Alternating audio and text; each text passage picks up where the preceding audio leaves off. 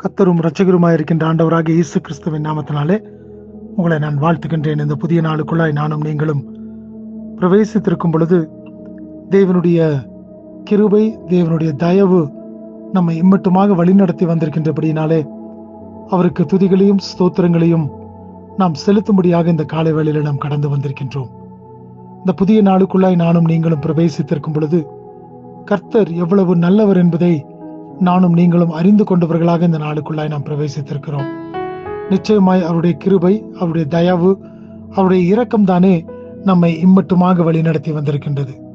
நாம் தாயின் வயிற்றிலே தோன்றின நாள் முதற்கொண்டு இம்மட்டுமாக நம்மை கர்த்தருடைய தயவு தானே நம் மீது காணப்பட்டபடியினாலே இம்மட்டுமாய் நானும் நீங்களும் கடந்து வரும்படியாக தேவன் நமக்கு உதவி செய்திருக்கின்றார்.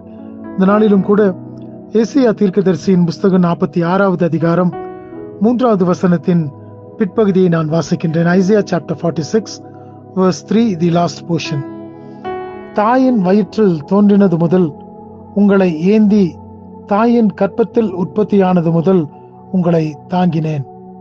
இந்த வசனத்துல நாம் பார்க்கும் பொழுது கர்த்தர் நம்மை எப்படியாக தாயின் வயிற்றிலே தோன்றின நாள் முதற்கொண்டு இம்மட்டுமாக நம்மை எப்படியாக வழிநடத்தி வந்திருக்கிறார் என்பதை இந்த இடத்துல மிக நேர்த்தியாக அழகாக நாம் பார்க்கக்கூடியதாய் காணப்படுகிறது. அப்படி என்று சொன்னால் நானும் நீங்களும் ஒவ்வொரு நாளுக்குள்ளாய் பிரவேசித்து வரும் பொழுது நாம் நம்மை திரும்பி பார்ப்போம் என்று சொன்னால் தாயின் வயிற்றிலே தோன்றின நாள் முதற்கொண்டு ஏதோ சில வருடங்கள் மாத்திரமல்ல, நாம் நம்முடைய தாயின் கருவிலே உண்டான நாள் முதற்கொண்டு இந்த நாள் முடிய நம்மை அவர்தானே தாங்கி வழிநடத்தி வந்திருக்கின்றார். இந்த தேவன் தாமே ஒவ்வொரு நாளும் நம்மோடு கூட இருந்து நம்மை வழி நடத்துகின்றவராய் இருக்கின்றார். ஆம், எனக்கு பிரியமான தேவச்சனமே, நானும் நீங்களும் அநேக வேளைகளிலே சோர்ந்து போய்விடுகிறோம். யாரும் என்னை கண்டு கொள்வதற்கு இல்லையே என்று சொல்லி. ஆனால் இந்த வசனத்துல பார்க்கிற விதமாக நம் தேவன் தாமே ஆதி முதற்கொண்டு இந்த நாள் வரை நம்மோடு கூட இருந்து நம்மை தாங்கி வழி நடத்தி நமக்கு வேண்டிய எல்லா கிருபைகளையும் ஒத்தாசைகளையும் செய்து அவர் நம்மை வழி நடத்தி வந்திருக்கின்றார். ஆகினால் தானே ஒவ்வொரு நாளின் காலை வேளையிலும் வரும்பொழுதும் கூட அவரை நாம் நினைவு கூறுகிறோம். ஏன் நினைவு கூறுகிறோம்? கர்த்தர் நமக்கு மறுபடியும் கூட ஒரு புதிய நாளை தந்திருக்கிறார் என்று சொல்லி. எத்தனையோ பேர்களுக்கு இல்லாத ஒரு கிருபை, ஆசீர்வாதத்தை தேவன் நமக்கு தந்திருக்கின்றார். நானும் நீங்களும் அவருக்குள்ளாக எப்படிப்பட்டவர்களாக நாம் ஜீவிக்கின்றவர்களாக இருக்கின்றோம்.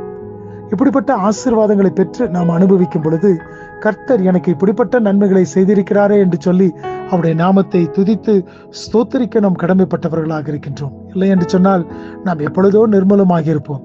ஆனால் கர்த்தருடைய கிருபையும் அவர் நம்மை தாங்கினபடியினாலே, அவர் நம்மை தெரிந்து கொண்டபடியினாலே, தாயின் கற்பத்திலே நம்முடைய கரு உருவாகும் பொழுது அவருடைய கண்கள் கண்டது என்று சொல்லி நாம் வேதத்துல பார்க்கிறோம். அப்படிப்பட்ட தேவனாகிய அவர் தாமே இந்த நாள் வரை நம்மை நடத்தி வந்திருக்கின்றார். இந்த நாளுக்குள்ளாய் பிரவேசித்திருக்கும் பொழுது அவர் தாமே நமக்கு கிருபையையும் ஆசீர்வாதங்களையும் தந்து நம்மை நடத்துவாராக.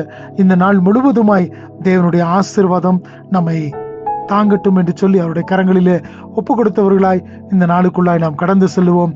தேவன் தாமே உங்களை ஆசீர்வதிப்பாராக. ஆமேன்.